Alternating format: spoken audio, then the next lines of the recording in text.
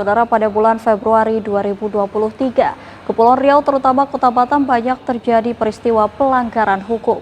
Di antaranya adalah keterlibatan oknum anggota DPRD Kota Batam Azhari David Yolanda dalam penyalahgunaan narkotika. Selain itu, pada bulan kedua tahun 2023 tersebut, polisi panen tersangka pengiriman pekerja migran Indonesia non-prosedural.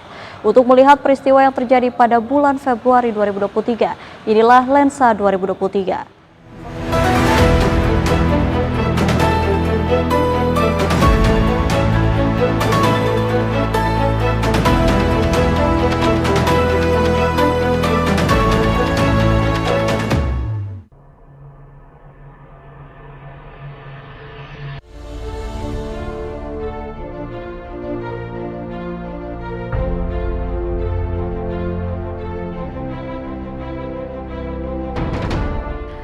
Awal bulan Februari tahun 2023, politisi Partai Nasdem Azhari David Yolanda ditetapkan menjadi tersangka atas kasus narkotika yang menjeratnya. Anggota DPRD Kota Batam masa bakti 2019-2024 tersebut menjadi buah bibir masyarakat setelah ditangkap polisi bersama seorang wanita di sebuah kamar hotel yang di dalamnya ditemukan narkotika jenis sabu.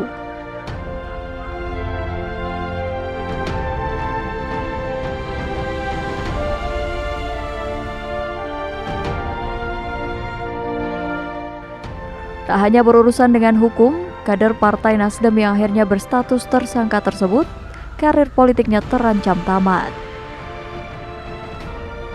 Karena Badan Kehormatan DPRD Kota Batam langsung menggelar rapat internal, membahas tindakan selanjutnya pasca penetapan tersangka oleh kepolisian.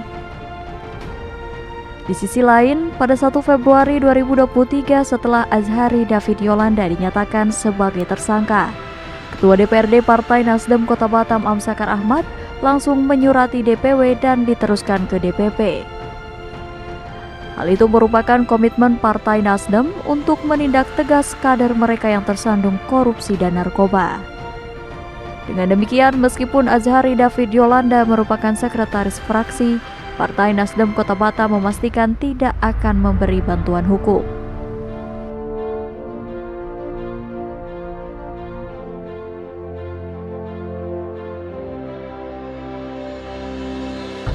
Kasus yang menjerat Azhari David Yolanda mendapat perhatian dari Ketua Gerakan Anti Narkotika Kepulauan Riau, Samsul Paloh. Selain prihatin karena melibatkan wakil rakyat, Samsul menilai aparat lamban dalam pengembangan kasus. Untuk itu, Samsul meminta agar hukum ditegakkan tanpa melihat komunitas atau jabatan tersangka. Selain itu, Samsul meminta agar polisi berkoordinasi dengan BNN agar dilakukan asesmen terhadap pelaku sesuai dengan putusan pengadilan.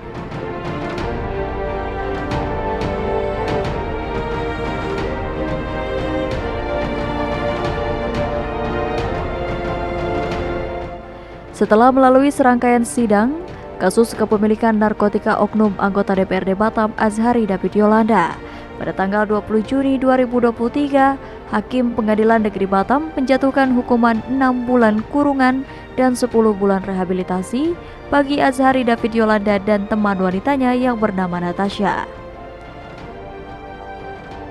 Azhari David Yolanda dikenakan pasal 127 Undang-Undang Nomor 35 Tahun 2009 tentang narkotika serta denda sebesar Rp5.000. Kuasa hukum Azhari David Yolanda Fadlan mengaku puas atas putusan tersebut. Menurutnya, putusan tersebut telah memenuhi syarat formil dan material.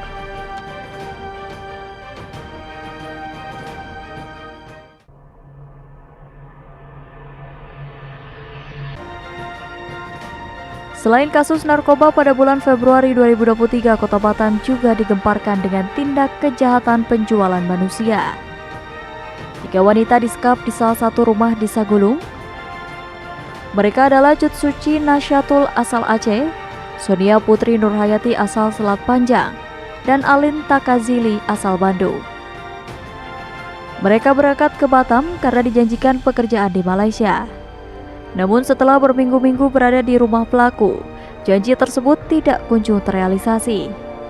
Bahkan ruang gerak mereka dibatasi Mereka digembok di dalam rumah dan tidak boleh kemana-mana. Kasus penyekapan ini terkuak setelah para korban menghubungi anggota Polsek Sagulung melalui pesan singkat.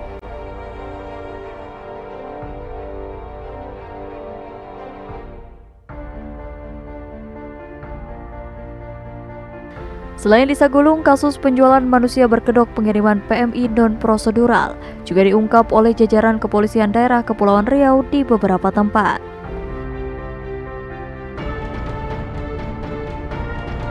Pada Jumat 10 Februari 2023, Subdit 4 Jatanras di Reskrimum Polda Kepri menggagalkan keberangkatan pekerja migran Indonesia ilegal ke Malaysia melalui jalur pelabuhan Harbor Bay Batu Ampar, Kota Batam.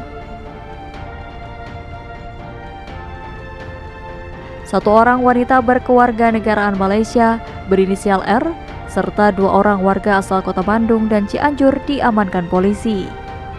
Dari keterangan Direktur Reserse Kriminal Umum Polda Kepri yang saat itu dijabat Kombes Pol Jeffrey Ronald Parulian Siagian, satu wanita asal Malaysia yang ditangkap merupakan pengurus kedua korban selama di Batam hingga berangkat ke Malaysia.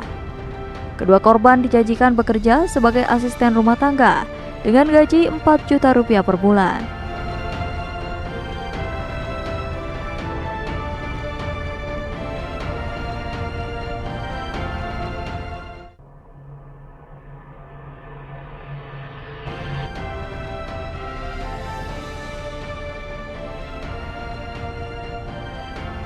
Pada pertengahan bulan Februari 2023, banyak pihak tersentak atas kebijakan impor ikan mata besar dan benggol oleh Pemko Batam. Wacana impor ikan tersebut disampaikan oleh Kepala Dinas Perindustrian dan Perdagangan Kota Batam, Gustian Riau, kepada sejumlah wartawan. Impor ikan terpaksa dilakukan untuk menjaga stok dan kestabilan harga di pasar.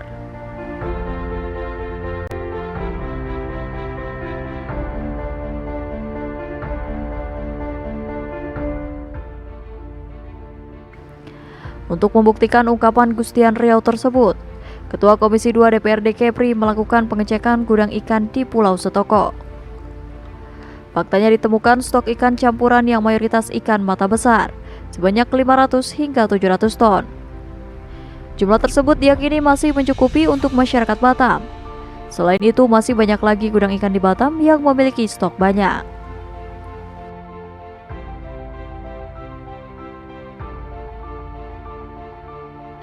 Langkah impor ikan yang dilakukan Pemko Batam dinilai dapat merugikan nelayan lokal. Sebagai wilayah yang memiliki 96% perairan, Kepri menjadi lahan ilegal fishing oleh nelayan dari negara lain. Sehingga menjadi ironi jika pemerintah ingin mengimpor ikan dari luar negeri. Dengan fakta tersebut, Pemko Batam dinilai belum perlu melakukan impor 2 jenis ikan yang banyak diminati masyarakat tersebut. Yang lebih mendesak dilakukan oleh pemerintah adalah bangunan gudang ikan yang siap menampung hasil tangkapan nelayan. Selain itu, harus ada industri pengolahan ikan serta menggalakkan UMKM sektor perikanan.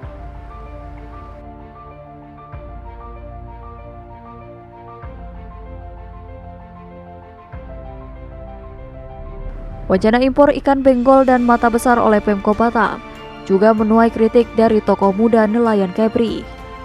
Mereka menilai impor ikan dari luar negeri akan mengakibatkan dampak buruk pada nelayan lokal.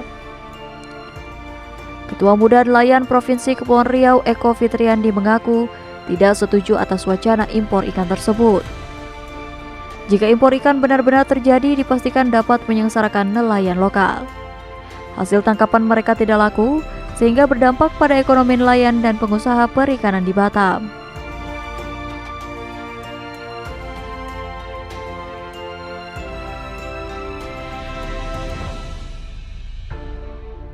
Eko meminta agar pemerintah lebih fokus memberi bantuan kepada nelayan lokal dan memperjuangkan harga BBM. Dengan begitu, sumber pangan yang kaya akan nutrisi tersebut, harganya akan lebih terjangkau di pasaran. Selain itu, pemerintah juga harus fokus dalam kelestarian laut dan melindungi nelayan dengan program asuransi nelayan. Sementara bagi pedagang ikan, wacana Dinas Perindustrian dan Perdagangan untuk melakukan impor ikan benggol dan mata besar merupakan angin segar. Pedagang ikan menilai jika harga impor ikan dari luar negeri jauh lebih murah dibandingkan harga ikan lokal. Hal itu dinilai berpengaruh pada modal serta omset penjualan mereka.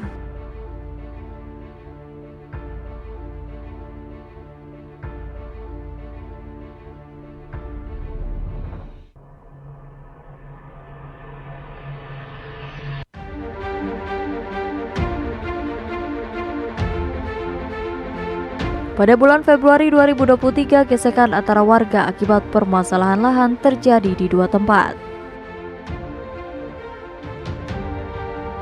Ribuan warga Seinayon, Kelurahan Sadai, Kecamatan Bengkong, terpaksa harus menggelar aksi unjuk rasa di depan kantor BP Batam.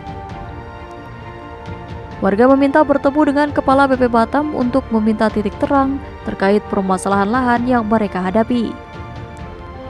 Jika dirunut ke belakang, demo warga pada bulan Februari ini merupakan demo lanjutan dari aksi sebelumnya yang pernah mereka lakukan.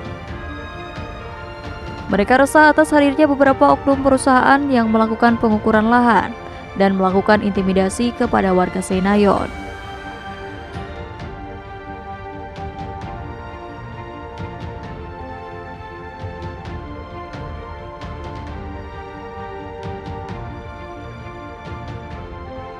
Saat menemui masa demo warga Seinayon, Kepala BP Batam Muhammad Rudi meminta waktu kepada warga untuk menyelesaikan persoalan lahan yang mereka hadapi. Pada kesempatan ini Rudi juga mengakui bahwa masyarakat sudah menduduki lahan di Seinayon cukup lama. Sementara di sisi lain, perusahaan juga memiliki PL atas lahan di sana. Kawasan Seinayon terdapat 4 perusahaan yang mendapat alokasi lahan dari BP Batam. Padahal di kawasan tersebut telah didiami warga sejak puluhan tahun lalu.